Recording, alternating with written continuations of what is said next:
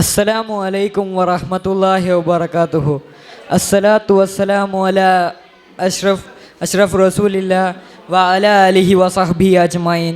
അമ്മാബാദ്. ഏറ്റവും ബഹുമാനവും ആദരവും നിറഞ്ഞ ഉസ്താദുമാരെ, രക്ഷിതാക്കളെ, പ്രിയപ്പെട്ട നാട്ടുകാരെ, സ്നേഹം നിറഞ്ഞ സുഹൃത്തുക്കളെ, തിരുനബി സല്ലല്ലാഹു അലൈഹി വസല്ലം തങ്ങളുടെ ജന്മം കൊണ്ട് അനുഗ്രഹീതവും മഹത്വവും നിറഞ്ഞ ഈ സുദിനത്തിൽ നിങ്ങൾക്ക് മുമ്പിൽ രണ്ടു വാക്ക് സംസാരിക്കുവാൻ എനിക്ക് വിധിയെഴുതിയ സർവശക്തനെ ഞാൻ സ്തുതിക്കട്ടെ.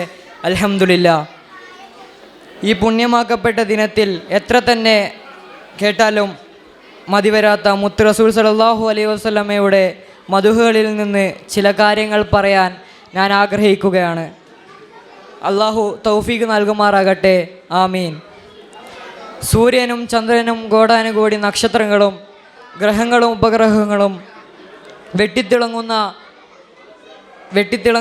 ഈ അത്ഭുതകരമായ ഭൂമി, ഈ അത്ഭുതകരമായ ലോകത്തിൻ്റെ സൃഷ്ടിക്ക് പോലും കാരണം ആ മുത്ത് റസൂൽ സല്ലല്ലാഹു അലൈഹി വസല്ലം തങ്ങളാണ്.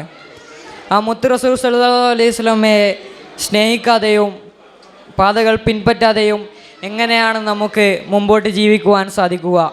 കാരണം എന്നെയും എൻ്റെ മുമ്പിലിരിക്കുന്ന നിങ്ങളെയും ലോകത്തുള്ള സർവ്വജീവജാലങ്ങളെയും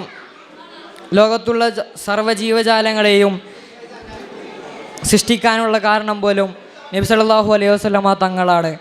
അല്ലാഹു സുബ്ഹാനഹു വ തആല നമ്മെ പഠിപ്പിക്കുന്നത് ലൗലക ലിമാ ഹലഖ്തുൽ അഖ്ലാഖ്, നബിയെ അങ്ങ് ഈ ലോകത്തില്ലായിരുന്നുവെങ്കിൽ നാം ഈ ലോകം പോലും സൃഷ്ടിക്കില്ലായിരുന്നു എന്നാണ്.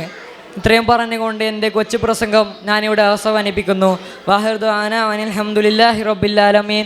അസ്സലാമു അലൈക്കും വറഹ്മത്തുള്ളാഹി വബറകാതുഹു.